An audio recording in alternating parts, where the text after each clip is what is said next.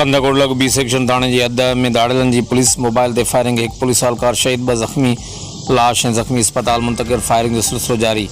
मिले ॼाण मूजिबि क़ंधकूट लॻ चिमनी भरिसां बी सेक्शन थाणे जी हद में ॾोहारनि जी पुलिस मोबाइल मथां सिधी फायरिंग दौरान गोलियूं लॻण करे 3 अहलकार ज़ख़्मी थी पिया। ज़ख़्मी अहलकारनि में मामूद लाशारी, अलादाद चांडियो, मोहम्मद शाबान मलण शामिल। ज़ख़्मी थियल अहलकारनि खे सिविल अस्पताल क़ंधकूट मुंतक़िल कयो वियो।